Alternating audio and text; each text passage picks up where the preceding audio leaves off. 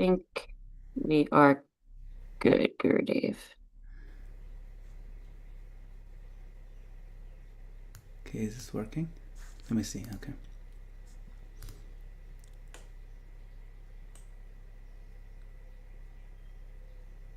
Very good. Okay, thank you. Hare Krishna. Thank you, dear devotees. My obeisance to all of you. We'll get started with the Bhagavatam class. Om Namo Bhagavate Vasudevaya. Om Namo Bhagavate Vasudevaya. Om Namo Bhagavate Vasudevaya. Hare Krishna. So today we enter a very powerful doorway, the Uddhava Gita. The verse before us is short, but it's like a spiritual lightning flash.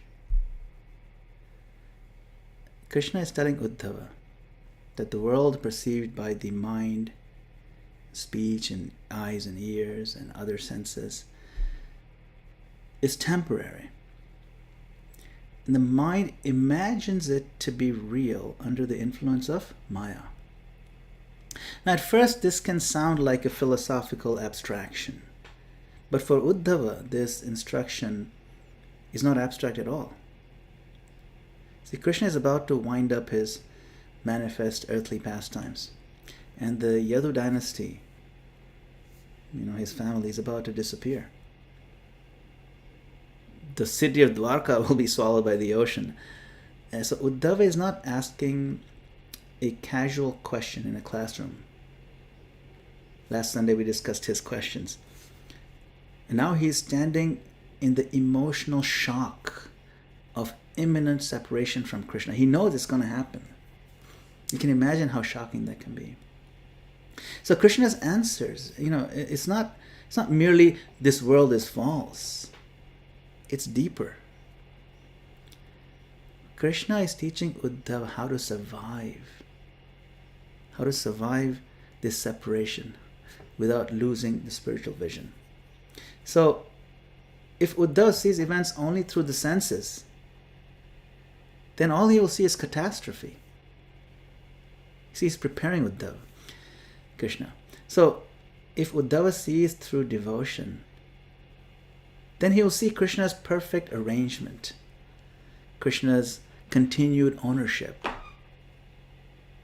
Krishna's inconceivable will, and Krishna's eternal reality behind all these temporary appearances.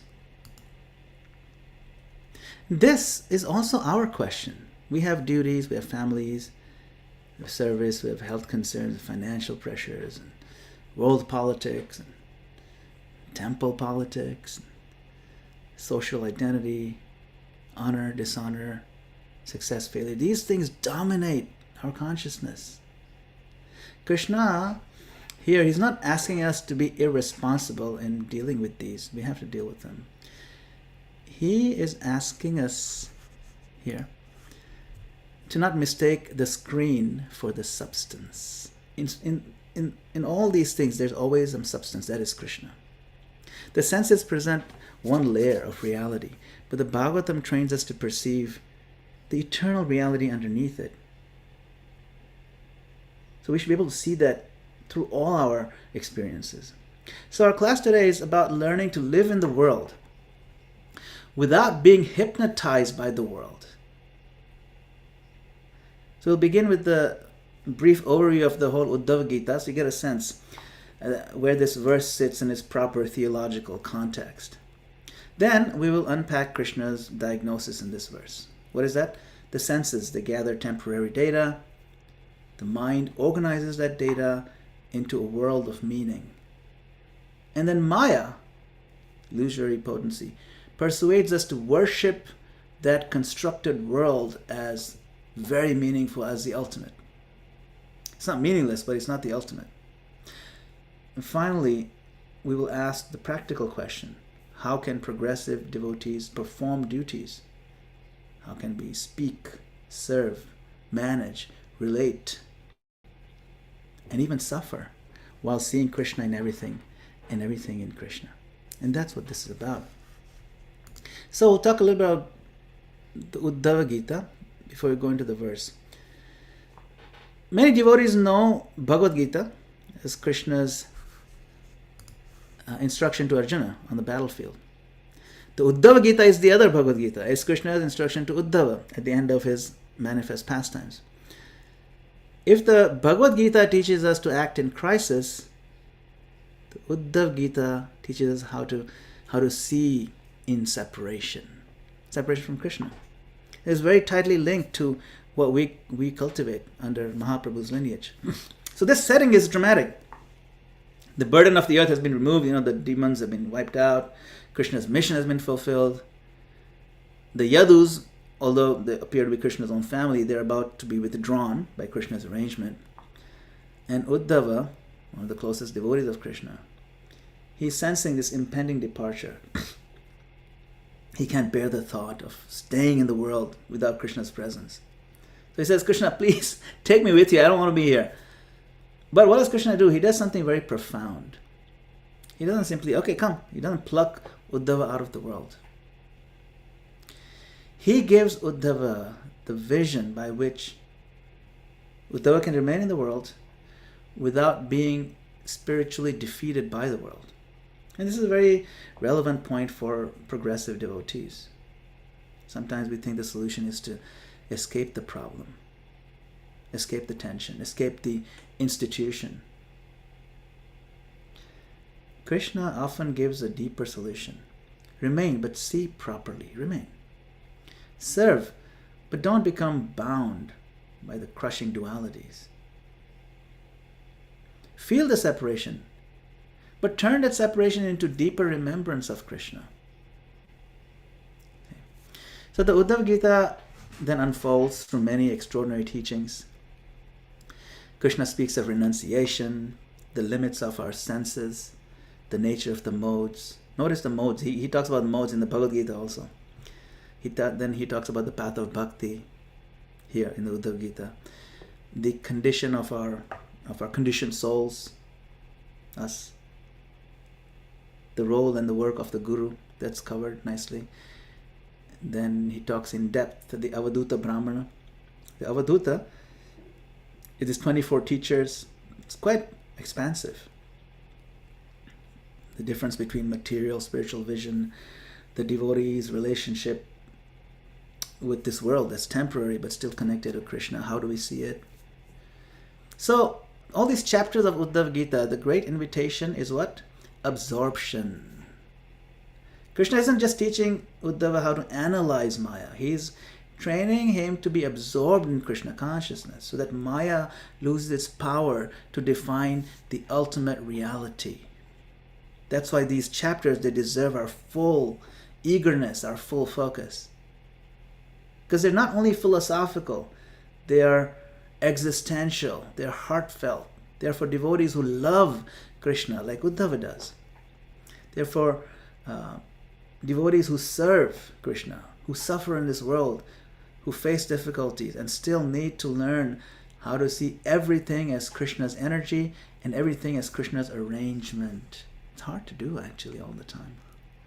So as we study the Uddhava Gita, right, over this next chapters, let's not hear as collectors of interesting points, but let us hear as souls receiving Krishna's final words of guidance, his concluding remarks on this planet, on this plane, and how to remain Krishna conscious when everything else externally is changing. So we'll read the verse. This is 11.7.7. Yadidam manasa vacha chakshurbhyam shravanadibhi nashvaram grihamanancha viddhimaya manomayam. My dear Uddhava, the material universe that you perceive through your mind, speech, eyes, ears, and other senses is an illusory creation that one imagines to be real due to the influence of Maya.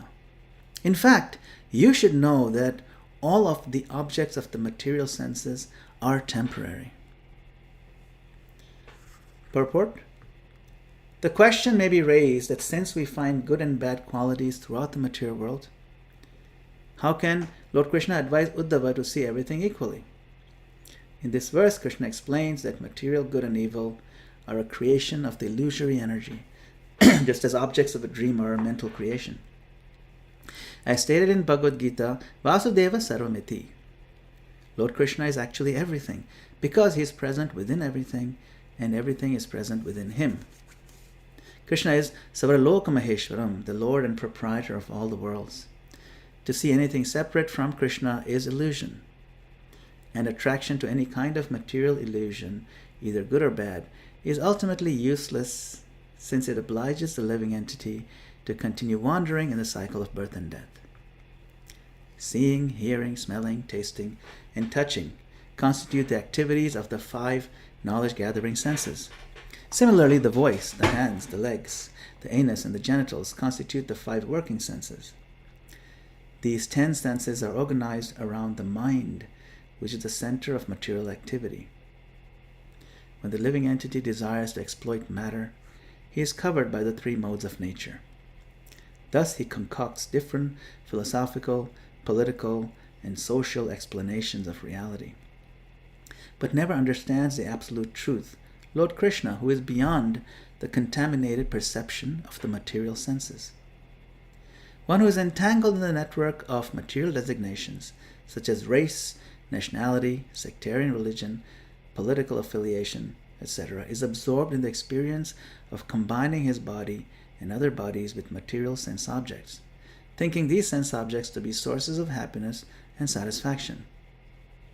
Unfortunately, the entire material world, along with the senses that experience it, is a temporary creation that will be annihilated by the time potency of the Supreme Lord. Despite our foolish hopes and dreams, there is no actual happiness on the material platform. The real truth is not material, nor is it temporary. The real truth is called Atma, or the eternal soul. And among all eternal souls, one is supreme. He is called the personality of Godhead, and his original form, he is known as Krishna. The knowledge-gathering process culminates in perception of the inconceivable, the transcendental form of Krishna. One who is not perceiving Krishna in everything, and everything in Krishna, is undoubtedly on the platform of mental concoction. In this verse, Lord Krishna warns Uddhava to remain clear of this illusory platform of existence. Om Jnana-timirandasya Jnana-Anjana-Shalakaya Chakshunamitam Yena Tasmai Shri Gurave Namah. I was born in the darkness of ignorance. I offer my obeisances to the lotus feet of my spiritual master, who has opened my darkened eyes and filled my heart with transcendental knowledge. I further offer my obeisances to all of you assembled Vaishnavas and seek your kind blessings and permission that I may read Srimad Bhagavatam.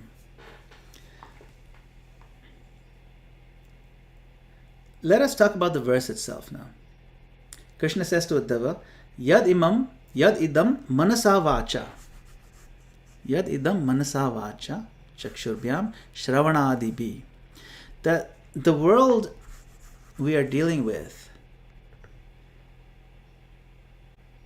is the world as processed by the mind, and it's expressed by the speech, vacha, seen by the eyes, chakshubhyam, heard by the ear, shravanadibi, and so on. Adibi means so on. This is very important. Krishna is not saying that nothing is happening. He is not denying the experience. We do see, we hear, we speak, we think, we remember, we react. The point is that our instruments of perception are not absolute. They are limited. Our senses are conditioned. They're unstable. And they're colored by desires. The eyes don't simply see, they select. The ears don't simply hear, they interpret. Our speech doesn't simply describe. Our speech shapes the reality. And the mind sits in the middle as the great editor. It takes fragments of sense data, constructs a meaningful world. This is mine. This one is enemy. This is what success looks like. This is what humiliation looks like. This is pleasurable. This is a threat. This is permanent. This is my identity. This mind is constantly doing this. And Krishna uses the word what? Nashwaram. Nashwaram. It's an important word. Temporary. Whatever is presented through these instruments is subject. It's nashwara. It's subject to what? Subject to change, to decay. Reinterpretation. We'll reinterpret the whole thing from a different angle. It's changed. And it's subject to destruction. The face changes. Look at our photographs, old photographs. Our faces have changed. The body changes. The institution changes. The economy changes, sometimes dramatically. Relationships change. Public opinion changes dramatically. The same event that looks like a disaster 10 years ago now looks like a stroke of luck or mercy. The same praise that felt so important yesterday feels utterly meaningless tomorrow. Then comes this very devastating phase, Maya Manomayam. It is imagined to be real by the influence of Maya. See, the mind under Maya doesn't just experience the world. That's just a part of it. Our mind absolutizes the world. This is everything. It turns temporary impressions into final conclusions. Our mind is really good at that. No, this is important now. It says, it tells us, this is who I am now. This is what will save me. That is what will destroy me. This is my permanent happiness. Or this is my permanent tragedy, trauma. Nothing is permanent. Even our traumas are not permanent. So Krishna is beginning Uddhava's education here. This is opening verses, right? By first purifying his perception. The devotee, he's saying, must learn. I should not just immediately bow to the first reality that my mind presents. I should ask, is this Krishna's reality? Or is it my miserable conditioned mind's story? That's the question. The purport. This is from the purport. It begins with a subtle question. We look around the material world and we see good and bad qualities. Some things are pious, some things are sinful, some people are gentle, some people are harsh and cruel, some situations are favorable, some are dangerous. How can Krishna advise to see everything equally? The answer is not that morality is irrelevant. Yes, there's a duality in morality. When we're practicing devotional life, morality matters. It's important. Dharma matters. It's important. Our behavior, Vaishnava behavior, it matters. Compassion matters. Responsibility matters. We don't use this non-duality language to justify our laziness or justify abuse, injustice, insensitivity. That's a misuse of philosophy. The point is that material good and material bad, when seen as separate from Krishna, when it's not part of the whole Krishna framework or a progressive devotional framework, they both belong to this dreamlike field of Maya. A pleasant dream may feel better than a nightmare, but both of them vanish when we wake up. A golden chain looks more attractive than an iron chain, but both chains can bind our hands and bind us and keep us away from Krishna because they're chains. This is why advanced devotees they're able to hold two levels of truth simultaneously. Yeah, they work in both fields simultaneously. On the functional level, we choose sattvic conduct, mode of goodness conduct, over tamasic conduct, over mode of ignorance. We choose these, even though it's a duality, right? Sattvic and tamasic. But we choose sattva. We choose truth over lies as devotees. We choose compassion over cruelty. We choose service over exploitation. We choose purity over indulgence. But then, isn't that duality? See, on the ultimate level, we know that even material goodness cannot satisfy the soul unless it's used to connect to Krishna. So, this understanding protects us from two extremes. One extreme is worldly absolutism. What is this? This world is everything. This favorable situation, this will be my shelter. This material success will prove my worth finally. That relationship is my ultimate security. That's too much investment in the world of temporariness. The other extreme is irresponsibility that comes from pseudo-transcendence. It's all duality, why does it matter? So then I'll justify my misbehavior. Everything is Maya, nothing matters. Who cares? I say lies, truth, who cares? It's just Maya anyway. Krishna consciousness is neither extreme. We act responsibly, but we don't become hypnotized by these temporary categories. Queen Kunti is a perfect example. She experienced calamity, but she saw Krishna.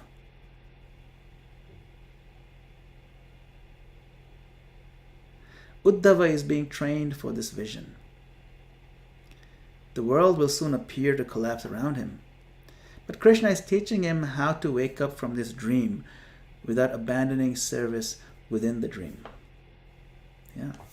Wake up while still acting the dream. What an amazing analogy. Then, an important clarification is made here.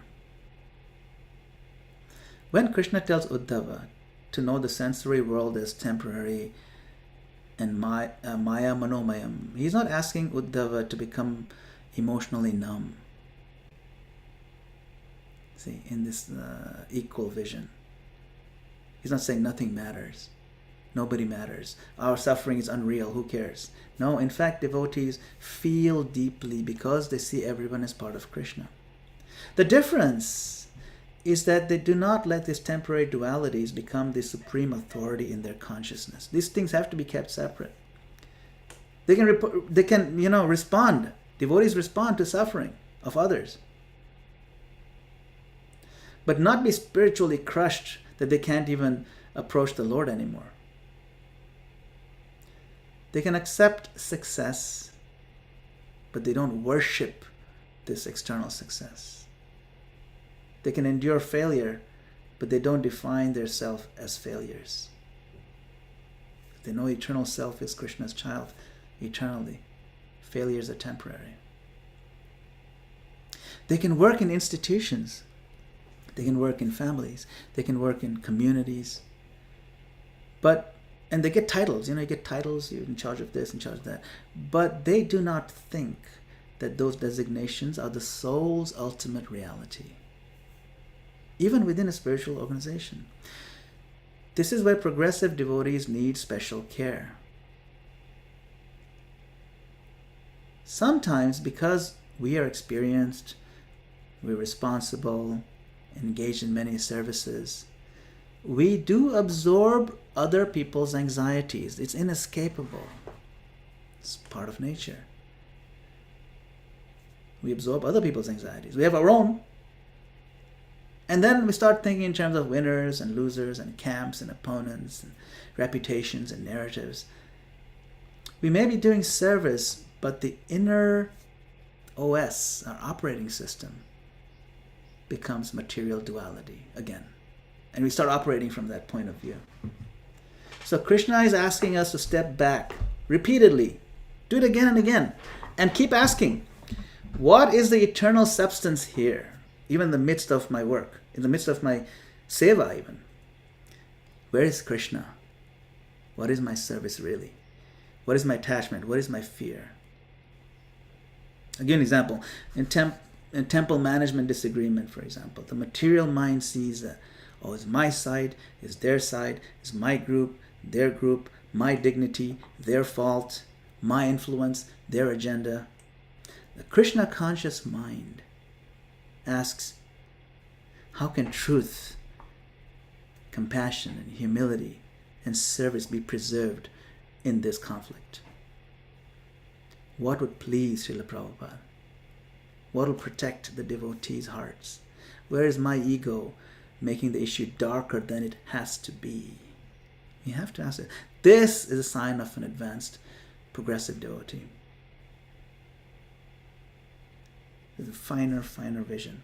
So equal vision means we respond with discrimination, with discernment, but from a deeper center. We don't flatten good and bad. We relocate them. Material good and bad, they're not the ultimate truth. Krishna's will, Krishna's presence, and Krishna's service, those are the ultimate truth. Now, the purport gives a positive vision. Vasudeva Sarvamiti. It's not enough to say that the world is temporary. If you only say temporary, the heart becomes dry, the heart becomes dismissive, even depressed. The Bhagavatam's conclusion is not emptiness. The conclusion is Vasudeva Sarvamiti. The purport quotes Bhagavad Gita, Vasudeva Sarvamiti, that Krishna is everything. Not that every object is identical to Krishna's personal form in some kind of simplistic way, but that everything acts or exists within the framework of Krishna's energy. Everything rests upon Krishna's potency. Everything is owned by Krishna. Everything is pervaded by Krishna's presence. And everything can become connected to Krishna through proper consciousness, proper application. This is the key difference between the impersonalist detachment and devotional detachment. Both are detachment. Impersonalists, they see the world as false and they want to negate everything. The devotee sees the world as temporary but belonging to Krishna. Devotee doesn't look at a flower and say, it's gonna wilt anyway, so what's the point of doing anything with it? No, devotee says, this flower, let's offer it while it's fresh. It's temporary, while it's fresh and nice, let's offer it to Krishna. I'm going to die anyway, what's the point? Useless life. No, while I'm alive and while I'm still a little somewhat fresh, let me offer myself to Krishna, you see. Devotee does not exploit it, this world. The devotee does not worship the world or despise the world. The devotee offers this energy to Krishna, whatever resources we have at our command. When the purport says that seeing anything separate from Krishna is illusion, this is practical. My body is not separate from Krishna, so I should use it in Krishna's service, not abuse it. My speech is not separate from Krishna, so I should speak the truth. I should be kind when I speak. I should speak katha and necessary service-related communications. My home is not separate from Krishna. So it can become a place of hospitality, place of remembrance. My work is not separate from Krishna. So it can become an arena, not just to make money and offer to Krishna, but it's an arena to exhibit and develop our integrity and our sense of contribution and make genuine friendly connections with genuine people. Bring genuineness in your work. At the same time, because everything belongs to Krishna, nothing is mine for independent enjoyment. This is a double-edged vision, right? Nothing is rejected when connected to Krishna, and nothing is enjoyed independently when disconnected from Krishna. So we don't disconnect anything from Krishna. We have to connect in a meaningful way. That's why this Uddhava Gita is not world-denying in a crude kind of sense. It's world-purifying. It's world-offering. Teaching. This is a teaching of Krishna. to see through these temporary appearances. What is eternal? The owner is eternal. The enjoyer is eternal, Krishna. The witness, Krishna, he's eternal. And the beloved, the soul and Krishna, they're eternal. Now, the purport explores a very interesting angle too. It becomes concrete. It says that if you're entangled in the network of material designations like race and nationality and sectarian religion and political affiliation and so on, you become absorbed in these bodily connections. And you become absorbed in material sense objects. This is quite a modern section of the purport. We may be Indian, American, Kenyan, male, female, parent, manager, temple president, disciple, guru, professional, or citizen, or community member. So many designations. These labels may have some duties attached to them. The problem becomes when the label becomes the self. It becomes our shelter. It becomes the basis of either fear or sense of superiority. Maya is expert at weaponizing designations. She tells us, you are this body. You are the color of your face. You are this hat that you wear. You are the colors of your flag.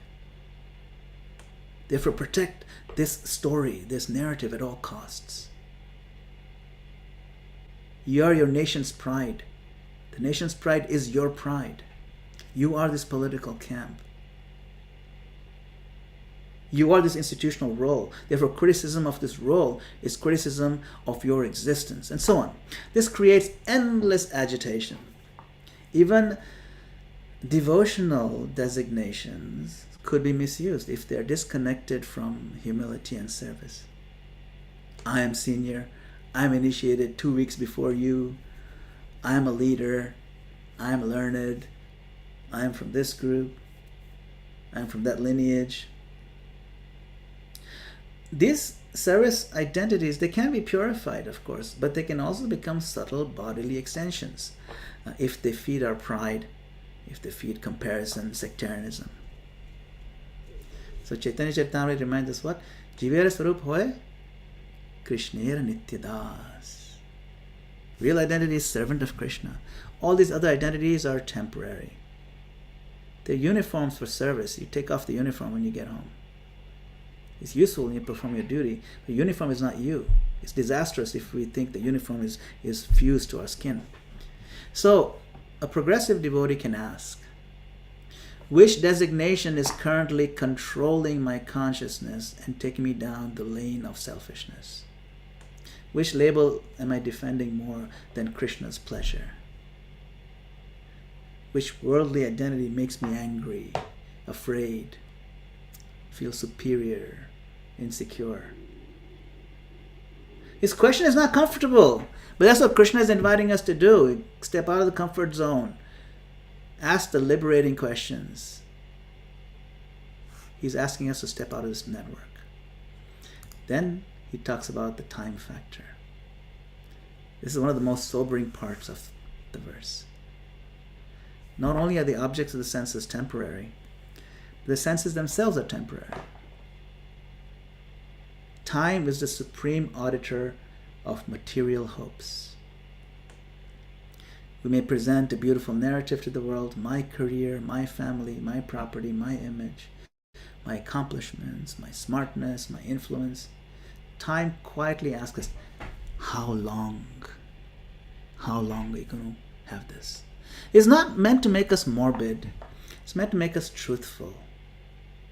It's a sobering truth. Something is temporary. It can be used. It can be appreciated. You care for it. You offer it. But don't worship it as a final shelter. And we tend to do that. We demand permanence from temporary things. And when we do that, suffering becomes inevitable. Bhakti does not deny time. Bhakti transcends time by connecting the temporary to the eternal. And that's the whole point. A flower offered to Krishna with devotion is going to wilt. But the devotional act that places the flower at his feet, that act is eternal. The body used in service grows old. but the service purifies the soul. The words we're speaking right now, they'll disappear into the air, gone forever. Right? But they awaken eternal remembrance.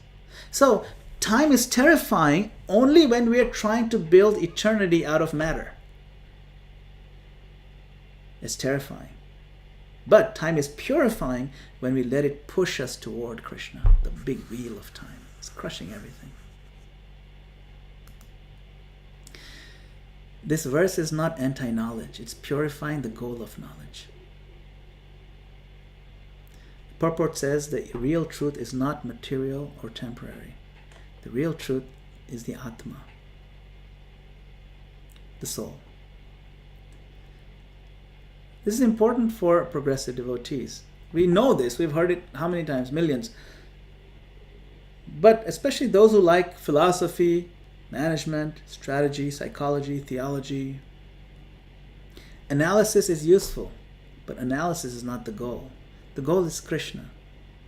Analysis supports, bolsters the understanding of Krishna. The senses collect information, the mind organizes it, our intelligence evaluates it,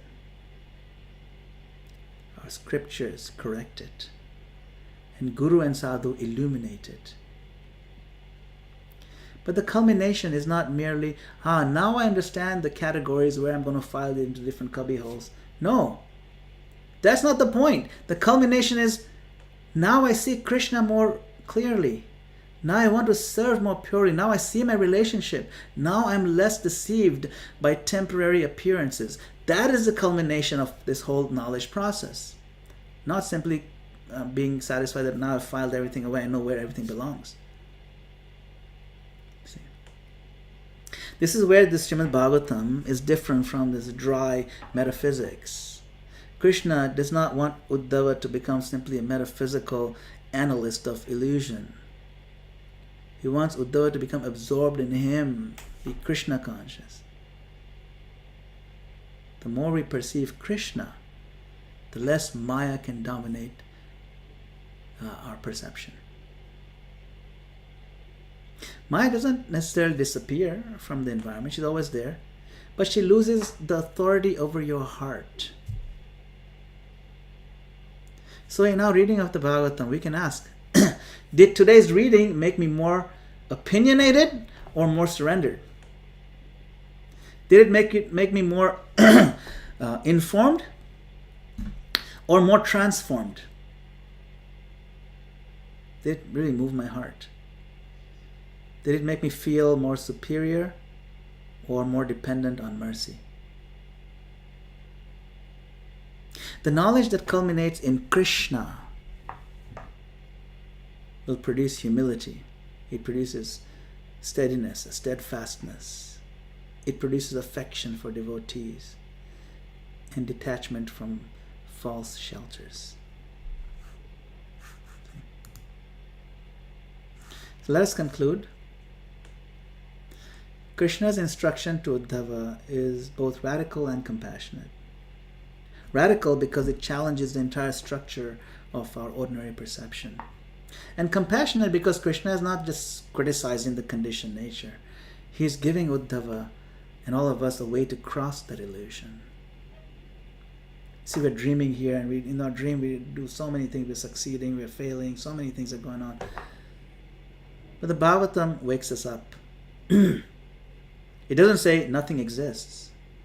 It says Krishna exists eternally. The soul exists eternally. Devotional service exists eternally. Everything else must be understood in relationship to Krishna. That's why the purport ends with the warning. One who does not perceive Krishna in everything in Krishna is on the platform of mental concoction. It's a strong statement. It means the mind can be following religiosities, religious, philosophical, political, emotional, managerial, and even apparently spiritual. But still, it's concocting if Krishna isn't really clearly in the front and center. And for progressive devotees, the challenge is more subtle. We may not be chasing crude sense gratification or breaking the principles, But we may still be chasing control, recognition, sense of security, ideological certainty, institutional identity, or we want to be vindicated emotionally. Why are these things dominating us? These are refined forms of Maya Manomayam, that line in the verse. Maya Manomayam, this Maya dominating our mind. Krishna is inviting Uddhava and inviting us beyond this. So as we continue into Uddhav Gita, let's become more eager. Krishna will teach us. He'll teach us through nature, through this Avadhuta. It's a nice chapter. Through the modes, through renunciation, through bhakti, through profound psychology of the conditioned soul. He gets really deep into it. I mean, we're just scratching the surface over here. But the foundation is here in this verse. Don't trust the perception that is disconnected from Krishna. So let our closing prayer be this. My dear Krishna, my senses report one reality. My mind constructs another reality. Please let this beautiful Srimad Bhagavatam reconstruct my vision. Let me see your presence properly. Let me see your ownership, your mercy, and your invitation everywhere. Let me see it everywhere, wherever I look. Let me act in this world and not be owned by the illusion of this world. Let me live inside your story, not Maya's story. So, thank you very much for your kind attention, your valuable time. Shri Prabhupada ki jai. Hare Krishna. I think it's almost time for darshan. We can have some conversations after darshan, unless someone has something really quick before the curtains open. Yes, we want to thank you once again for your inspiring and thought-provoking class. I'm sure there's going to be much conversation to come of this, but yeah, darshan's going to be in 1 minute. So, dear devotees, if you want to turn on your camera so we could take darshan. And if you want to say after class, please do so. Hare Krishna.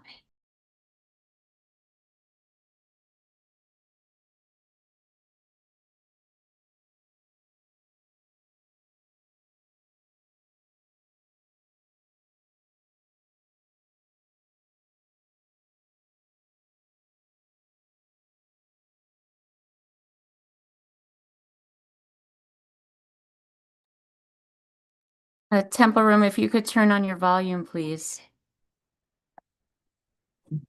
Thank you.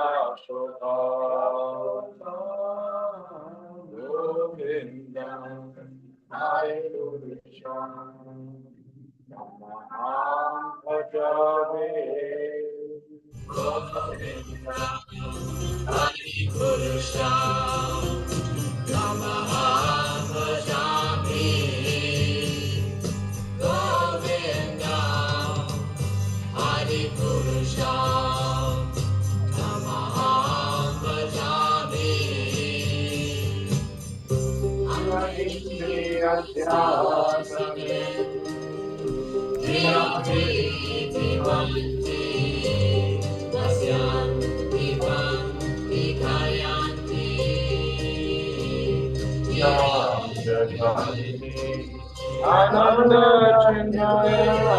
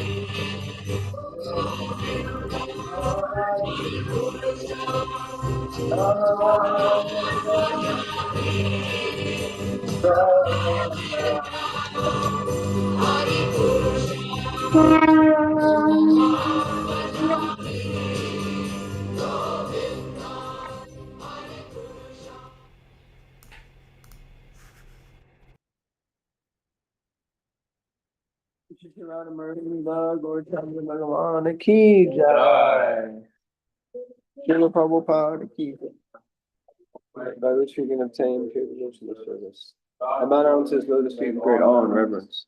As grace one can cross the ocean of material suffering, obtain the mercy of Krishna. My only wish is to have my consciousness purified by the words emanating from his lotus mouth. Attachment to his lotus feet is the perfection that fulfills all desires. He opens my darkened eyes and fills my heart with transcendental knowledge. He is my Lord, birth after birth. From him ecstatic frame emanates. By him ignorance is destroyed. The Vedic scriptures sing of his character. Our spiritual master is the ocean of mercy, the friend of the poor and the Lord and master of the devotees. O Master, be merciful unto us. Give us the shade of your lotus feet. May your fame be spread all over the three worlds. We take shelter at your lotus feet. To the Prabhupada ki jai.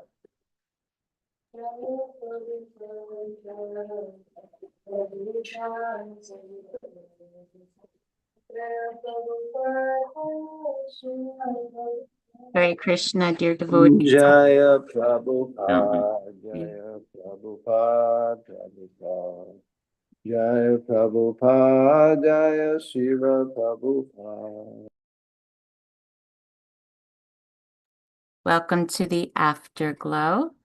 Would anybody have a question, comment? Gail, Mother Gail, please go ahead.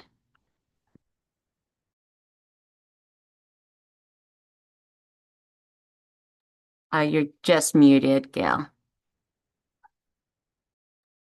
Hare Krishna. Yeah. Well, first of all, I'm always astounded by.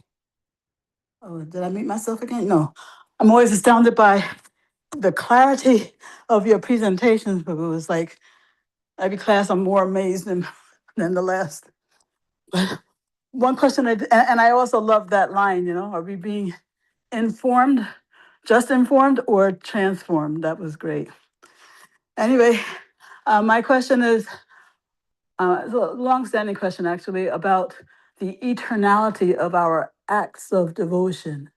So when we say that our acts of devotion are eternal, we may offer a flower, but the flower wilts, right?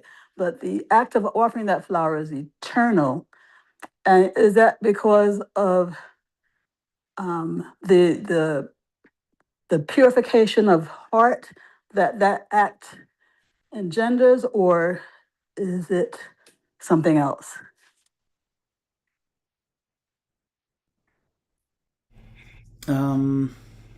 Yes, it's a good question. What does that mean? Because the flower that we offered is going to wilt. Next morning is like different. It's gone. It's a good question. It's a very beautiful question. The flower wilts. The agarbatti, the incense, it burns out. The diya lamp we offered disappears. The flame disappears. The fruits and so on that we've offered, that gets distributed and eaten. temple floor after shining it and buffing it, gets dirty again. So what does it mean that our devotional acts are eternal? Of course, we know it doesn't mean that the material object remains. We know it's not going to be forever. The physical flower is temporary. But the devotional intention, the service connection, and the pleasure given to Krishna is not lost. Krishna enjoys that pleasure. He does. You see, in material life, an action produces a temporary result, then disappears. I work, I earn, I enjoy, I become tired. Again, I need more. But in bhakti, even the smallest of acts becomes connected to the world that is eternal, because Krishna is eternal. Service offered to him enters an eternal relationship. So when the devotee offers a flower, several things happen. 3 things happen. The flower may wilt. The body that offered the flower will one day disappear, 100%. But the soul's loving gesture toward Krishna becomes part of the soul's eternal spiritual history. The history of that. The record is permanent. You see, Krishna never forgets. That's why Krishna says in Bhagavad Gita, Neha Bikram, even a little bit of progress saves you from fear. But he also says, Patram Pushpam Palam Tayam. If you offer me with love, fruit, flower, and so on, if you offer me with love and devotion, I'll accept it. His acceptance is eternal, that record. You know how we have a criminal record and so this is a permanent record and sometimes get expunged? The record of serving Krishna never gets expunged. Krishna never forgets. In fact, one of Krishna's qualities in the next nectar of devotion is Kritagya. Kritagya means Krishna is grateful. The word in Sanskrit for gratitude or grateful is Kritagya. But in Sanskrit, if you take it apart, Krita means you did something, and Gya means he knows, he remembers. He is aware of what you did for him. Then it becomes one word called grateful, Kritagya. So he never forgets what you did, and that record is what makes it eternal. He doesn't say, I accept the market value of the flower. He says, I accept the bhakti that came with the flower. You see, he didn't say, okay, this flower, at ShopRite cost, $1.99, so that's what I'm going to accept. He doesn't do that, right? He says, Yome bhaktya prayachati, with bhakti. In fact, he used the word devotion, bhakti, twice in that little verse. You see, so the eternal part is my eternal self turned toward my eternal Lord in loving service. That moment purifies the heart. It gives us a glimpse of eternality. It strengthens our identity as Krishna's servant. And the strengthening is also very powerful. It creates a credit that never gets destroyed, even if the act seems very tiny. And that act, the record, can come to rescue in the future. Krishna remember, this soul, he has done so many sins and so much, but that one time he offered that flower to me, that overrides everything else. The other things are, you see. If Bhagavad Gita, if you read the introduction, Prabhupada says there are 5 topics in the Gita. Ishvara, Jiva, Prakriti, Kala, and Karma. Ishvara is Krishna, Jiva is a soul, Prakriti is a spirit, material nature, Kala is a time factor. He says Karma. Out of these 5, 4 of them are eternal, 1 is not. Our karma is not eternal. So karmic record is now going to be held against us. So Krishna doesn't care about our karmic record at that point. He cares about that one thing you offered to Krishna. That is in the realm of spirituality. That is eternal. That flower you offered. You see. So that is the whole point. In our example, a child gives a small crayon drawing to the mother. The paper may tear, the crayon may fade, but the mother's heart always embraces the love behind that drawing. The value was never in the paper or the crayons. The value was in the relationship. And that's what matters. That's what's eternal. Is that okay? Yeah. That was so beautiful. Thank you so much. Thank you. Adi, do you have anything you'd like to share? Hare Krishna. Well, Prabhu's classes are just breathtaking. We're so grateful. It's very soothing. Even the sound of his voice is very pleasing. And what does it say? Satang Prasangan Mamabirya Bambido the the discourse given by the pure devotee is very pleasing to the ear and satisfying to the heart. There is a question we have rattling around this week. Two devotees, one guest, actually three devotees, were asking roughly the same thing, but it's kind of off topic, so let's see if anybody else has something to say. We can do off topic. It's off topic Sunday. Well, Benu Maduri was asking recently, well, we were in a discussion, and some people were saying, well, if you're initiated and you made a vow to follow Four Regulative Principles, but you're in the context of a marriage and maybe you're not following exactly only for procreation, so what is our category? And then another person was asking a very similar question about how two people told me, I'm having trouble following the regs. And then I was reading one thing in the Bible. This is a little bit elaborate, but I'm sure you'll clarify everything after you hear all this. One thing in the Bible says, a sinful person is one who delights in sin. So there's a distinction between somebody who might happen to have a mishap and somebody actually who is relishing and looking forward to and elaborating on some kind of degrading activity. So it seems like there are the regulative principles. Like Donald Omar said that thing. He was going through the toll booth and he said to the toll man, "I think I'm lost." And the toll man said, "Either you're lost or you're not lost. Either you're following the principles or you're not following the principles." But I'm asking you, like, if you could say something about this gray area where people are really, they've made a vow and they're trying to follow, and there's some lack of excellence, but still, they're not like, they're sad about some kind of falling short rather than delighting in sin. Anyway, I'm sure you can say something on this subject. I just threw out a bunch of, but it seems like 3 or 4 people asked me the same thing in this last week. So I was thinking, well, okay, Madan Gopal will clarify. Very high, very high expectations. I don't know if I can clarify much, Prabhu. I'm quite muddled in my own brain anyway, so I can offer what I understand. And this is, thank you for bringing this up. This is a hard one. It's actually a delicate and important question. It's a very important question. Now, of course, for initiated devotees, the vow is clear. There's no ambiguity in the vow. Okay, that's important for us to stay right off the bat. Okay, the vow is what? No illicit sex. I'll just give you an example. We have, if you're familiar with the Bhakti Vriksha model, that's like a global standard. There's like Bhakti Vriksha where you have home gatherings and you preach, and there's a whole very systematic, structured system, right? Where we encourage people, regular folks, to try Krishna consciousness and then make small baby steps. So the idea is to gradually get them to the point of where they're ready for initiation. But we recognize the baby steps. So somebody says, I'm going to start chanting 1 round daily, okay, for the next whole year. Every day I'll chant 1 round and I'll give up meat or something like that. I'll follow 2 of the regular principles. We give them a certificate. You are now Shraddhavan. You have faith. So you get a certificate. This is like you've taken your baby step. Then this next level, is a 4-rounder, and you follow more strictly, and you come to the temple more.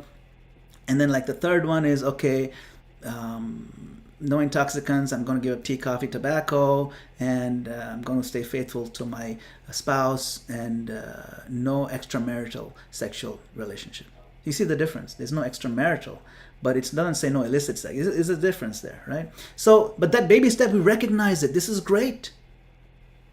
We bow down to you. We give you a certificate with a name on it, with the level that you've now come to the point of 12 rounds and doing practically almost all of them, right? So we acknowledge, recognize the importance of that step. So it's a very powerful process, and it's a very successful thing. If you come to Tobacco Temple every Gaura Purnima, we have like 20 people in the front with their certificates, and we make them take the vows in front of the deities. We do a whole presentation. Really nice. and then when they're ready to understand, okay, what this means, then they get initiated. So for the initiated devotees, the vow is clear. Srila Prabhupada generally defined illicit sex as, he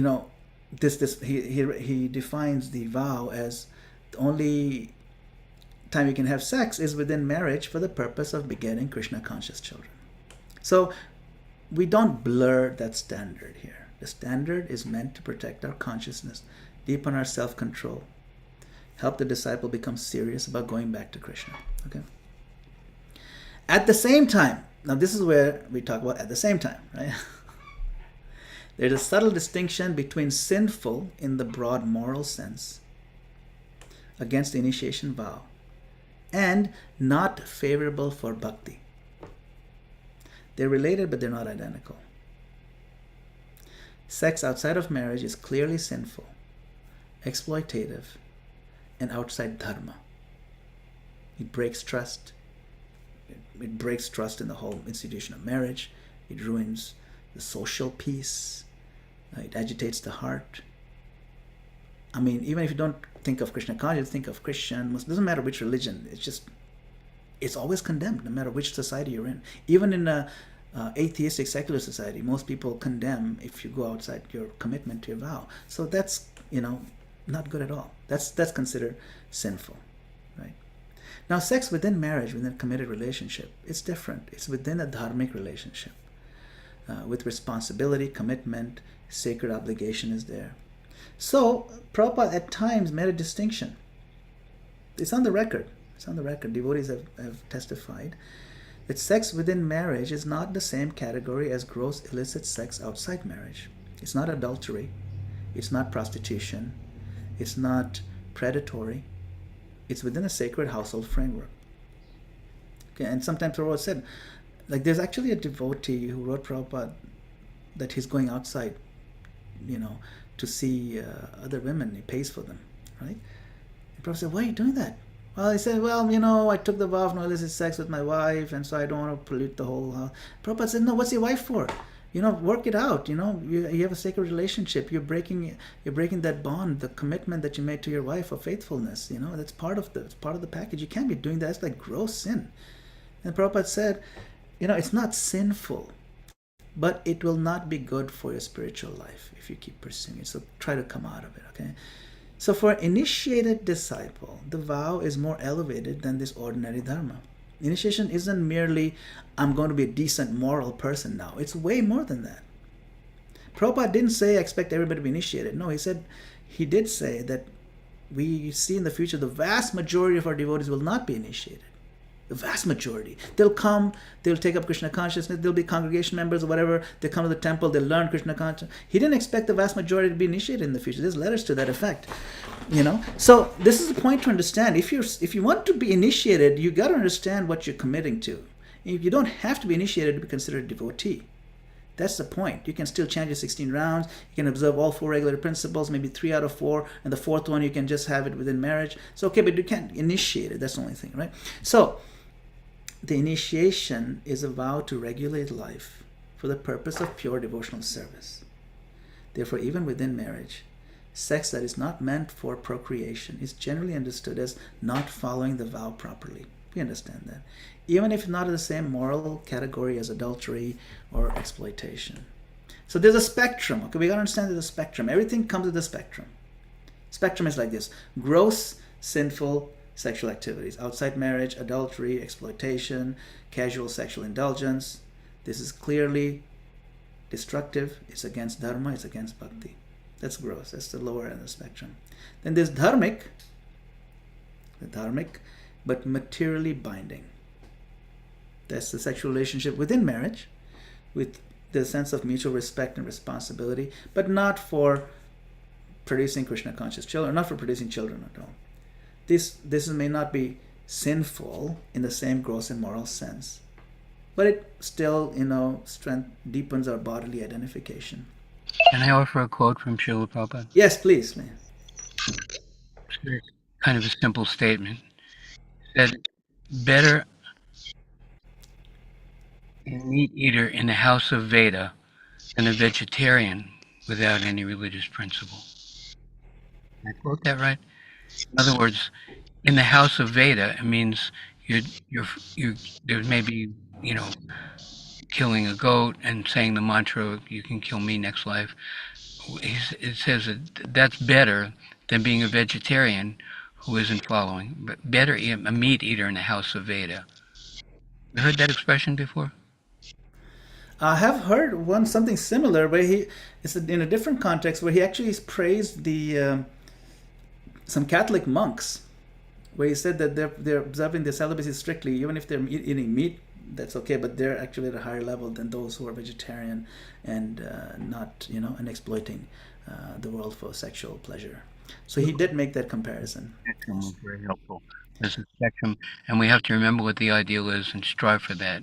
Yeah. Another quote is that it's better if the man falls within his own fort, in the sense that, if you fall and trip and fall in your own fort in your own castle, it's okay, but rather than falling outside and that going out. He made that point as well, because that your own wife or your own husband, they protect you. They protect you, even if it's within the institution of marriage. It's protective. They protect you from going off the other end.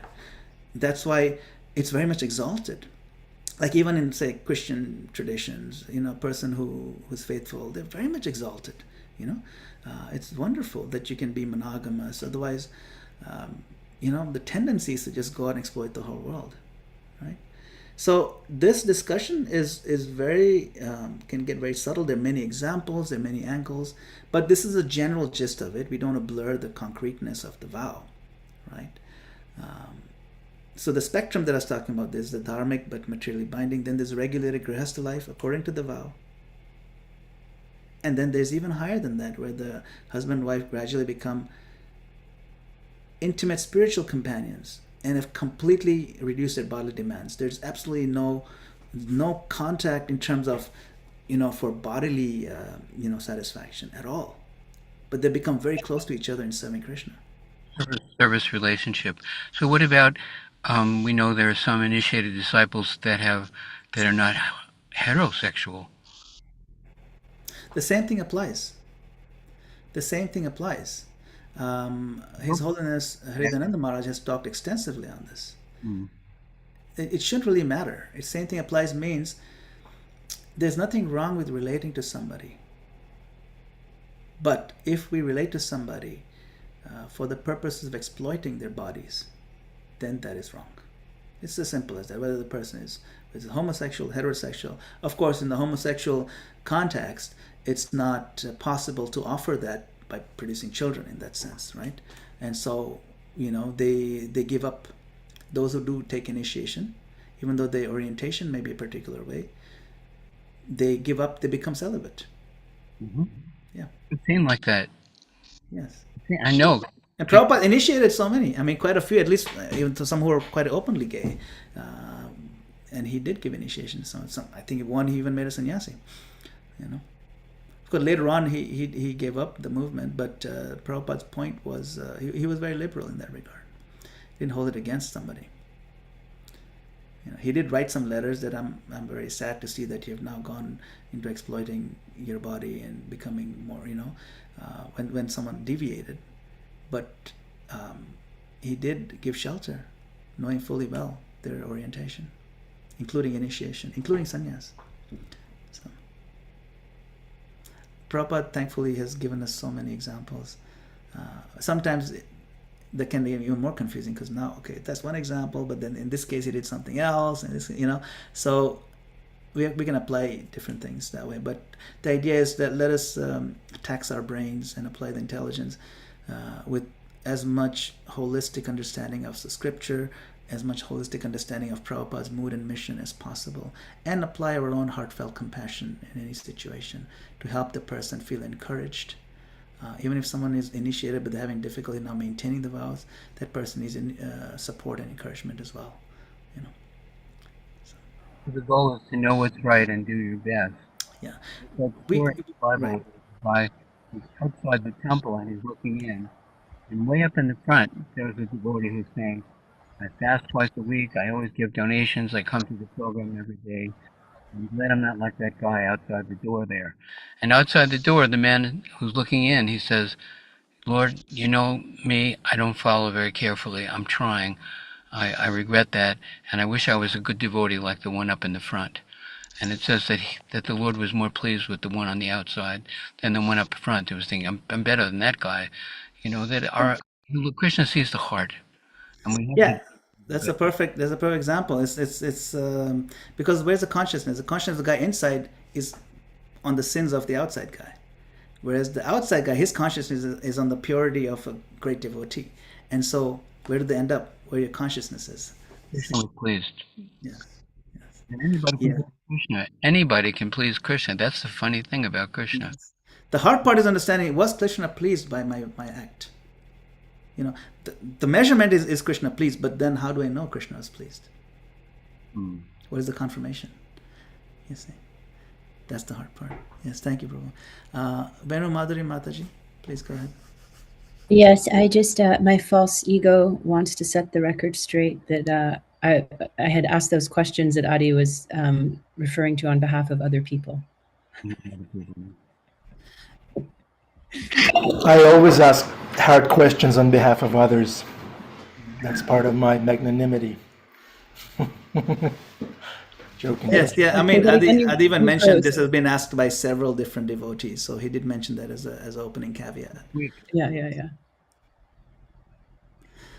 I I know think, what, sorry, Narottam Nitai. yeah, that's what I was going to say. Naratanita's hand was up for a second. I was going Yeah. to call upon you. Yes. Hare Krishna Prabhuji. So no, I struggled a little bit with this because I mean, how can I say? Like so you have two different prayers, like Shastakan prayers. We have to say Janam Nasundarim, right?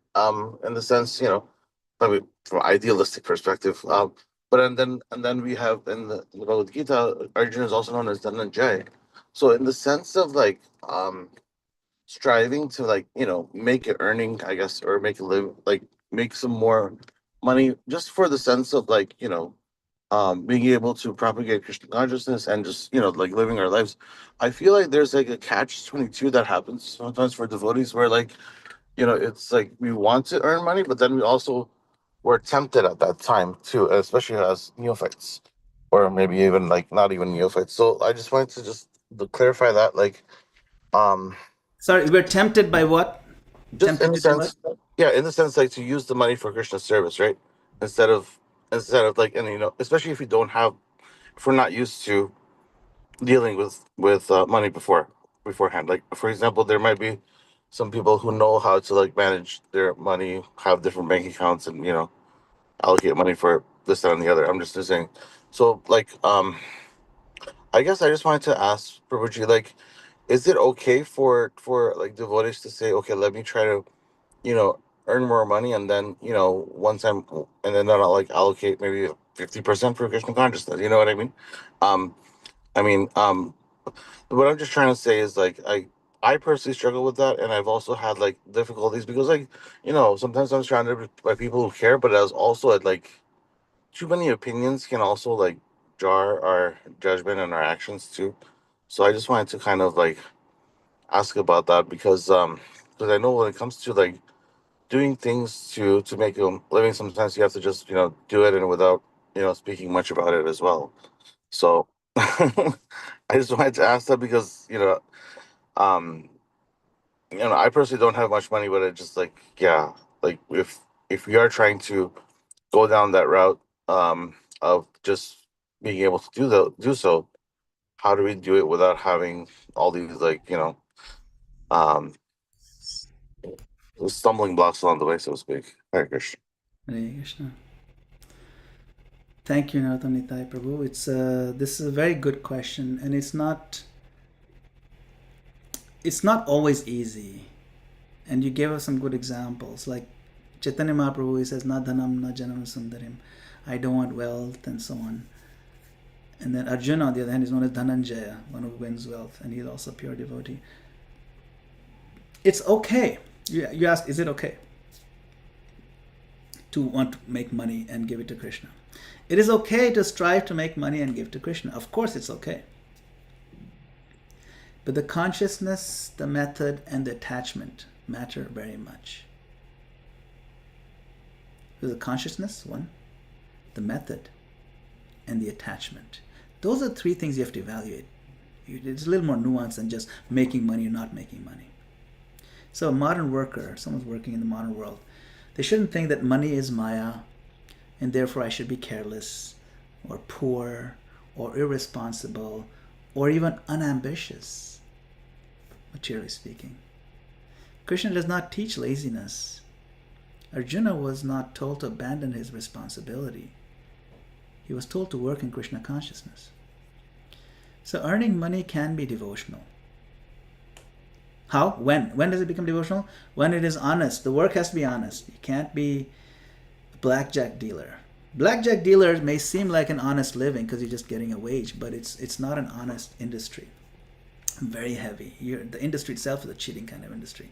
So work has to be honest. Income should come through dharmic means, not cheating, not exploitation.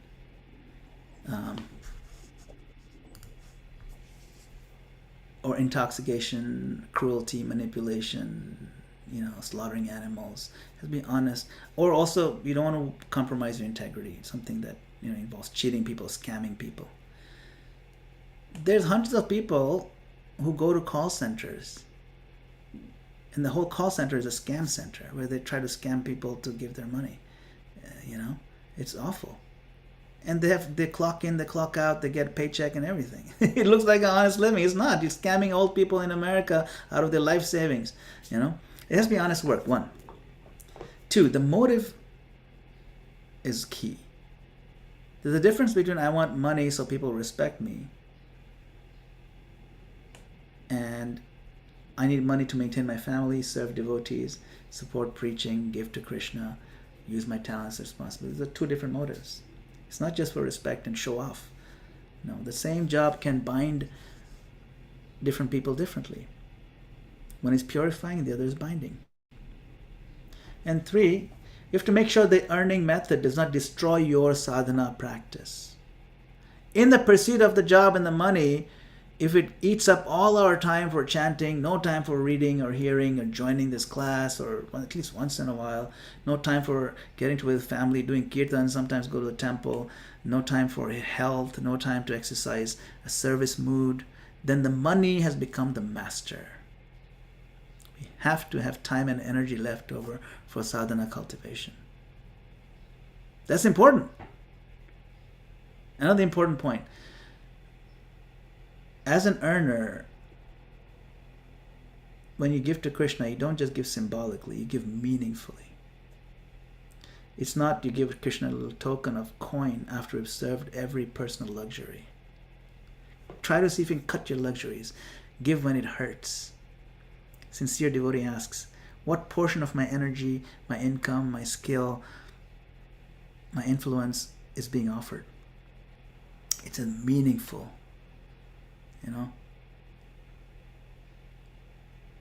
I saw one time this lady in India. This was just a young. She's in India, very rich lady.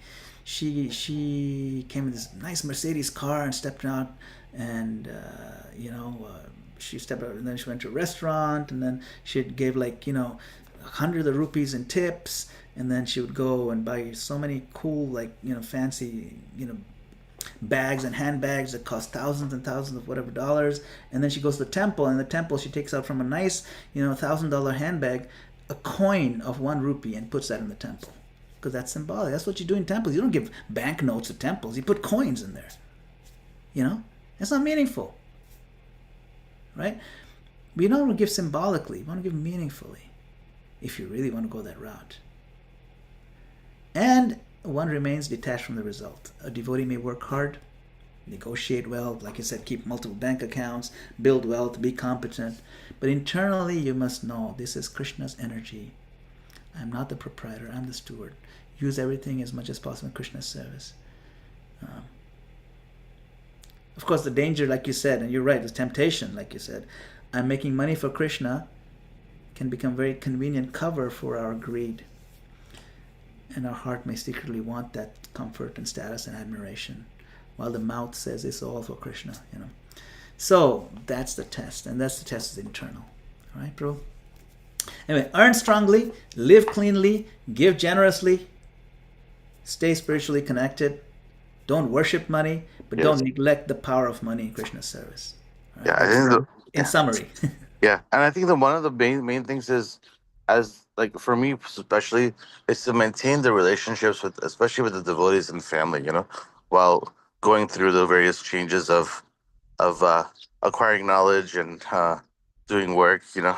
I think that's the main thing because I Haribol. Thank you. Thank you. Yes. And chant loudly. Yes, Trupti Mata, you've been waiting for a while. Please go ahead. Hare Krishna. Hare Krishna, Gurudev. My humble obeisances to you, Madanvat Pranam.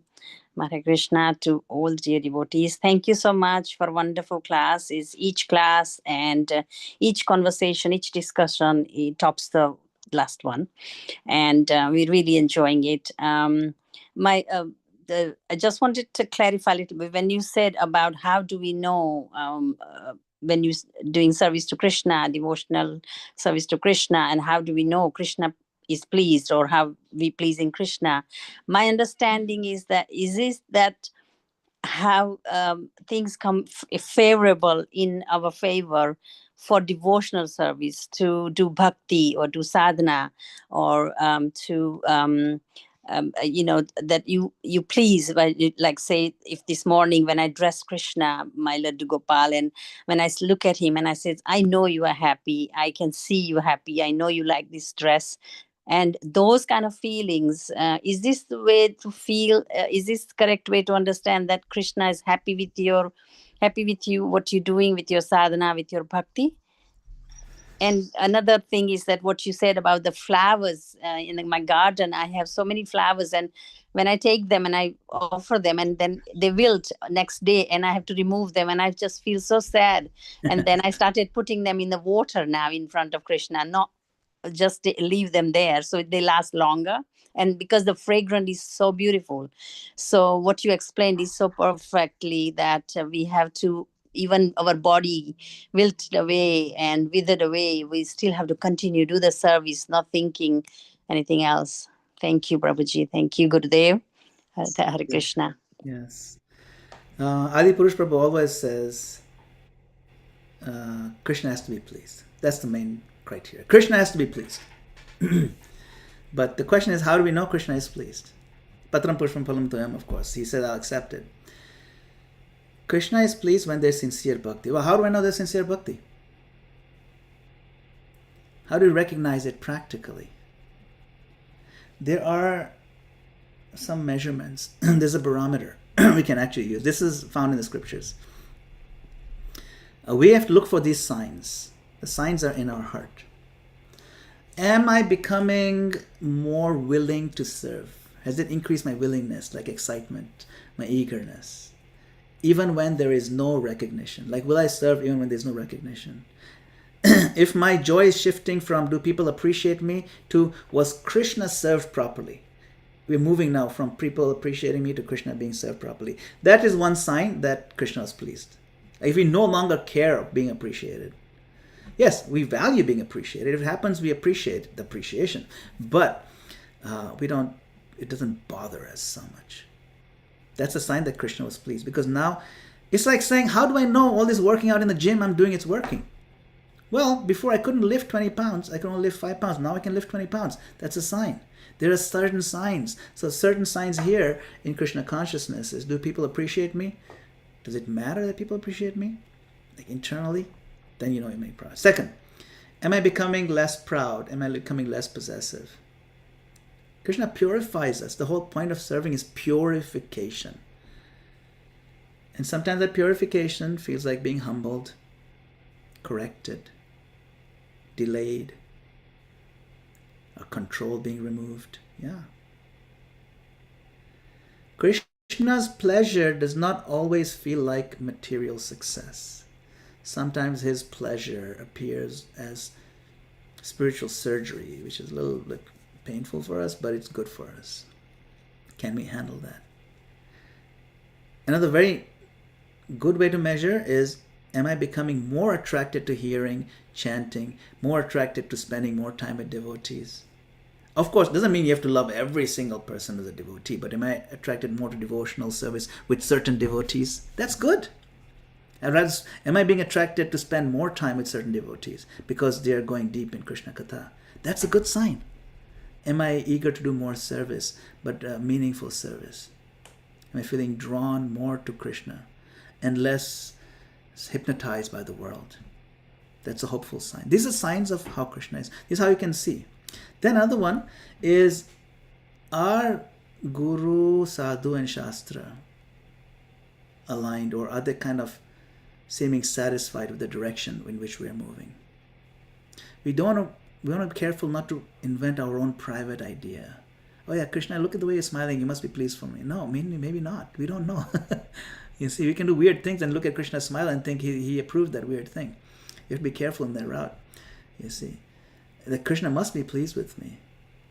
Krishna reveals his pleasure through Guru, through other Vaishnavas who are advanced and progressive, and through Shastra. When you read the Shastra, you're like, oh, I should not have done like that. That's Krishna telling us, So like that. If our life is moving in harmony with all these three, then we can have more confidence that Krishna was pleased. And ultimately, when we start feeling more dependent on Krishna and less entitled, mature devotees don't think, I did so much, so Krishna must reward me. No.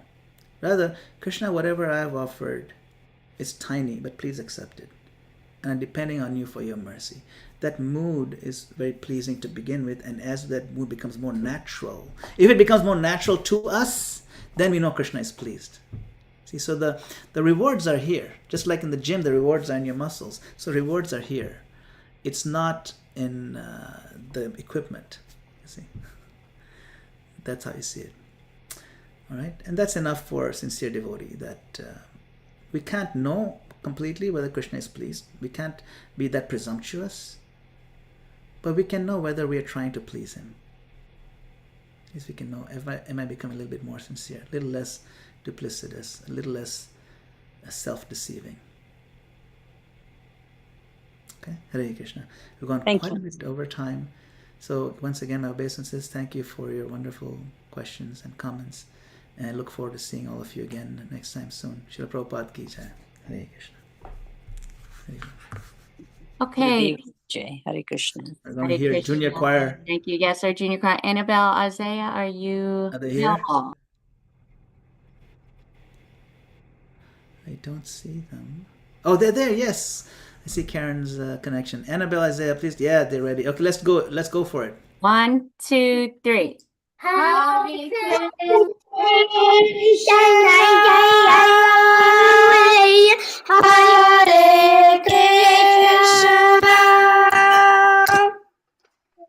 Krishna, Krishna, Hare Hare, Hare Rama,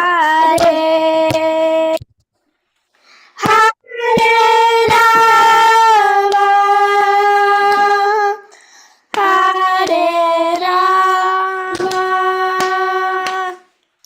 Rama Rama, Hare Hare. Wonderful. Dear devotees, we just ask you today, think about, is this Krishna's reality or is it my mind's interpretation of reality? Have a wonderful day. Thank you. His Grace Madan Gopal. Hare Krishna, dear devotees. Hare Krishna. Hare Krishna. Have a blissful day.